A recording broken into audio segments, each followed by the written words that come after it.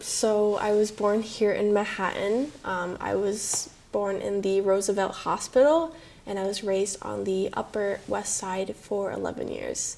I moved to Mexico at the age of 12, and then, 11, 12. And so for me, a big part of my life was actually growing up in Mexico. That's where I learned a lot about myself. I was surrounded by amazing people and a very amazing culture. For me, being a kid, I was free. So I think when I was 12 years old, my friend and I, she used to live out in the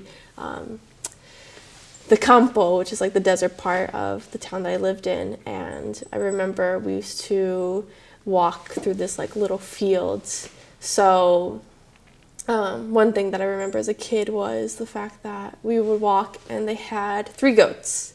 So one time we saw the 3 goats, and one of the goats had like the ears cut off. So my friend and I wanted to actually take the goats. So we did.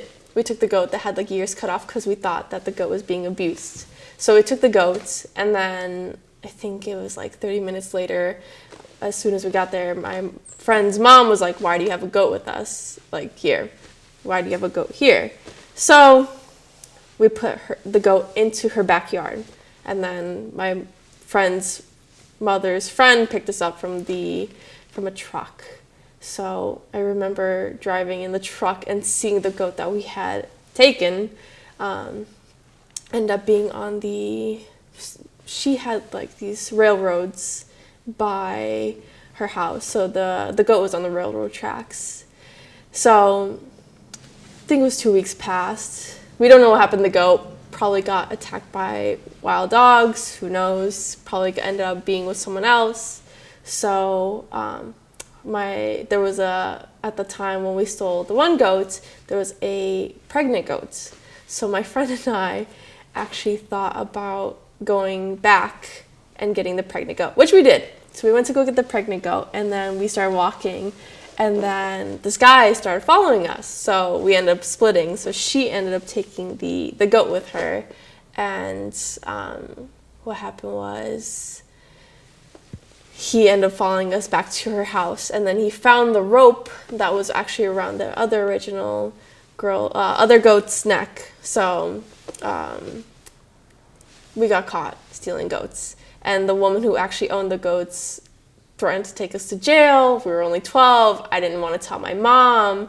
My mom found out I did this like 1-day program at like a current school that I was going to go to.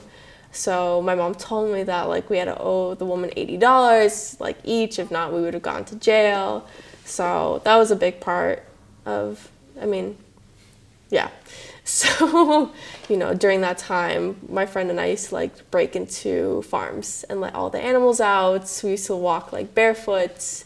So, and then over time, I don't know, I just had that really big freedom in Mexico, which I really liked.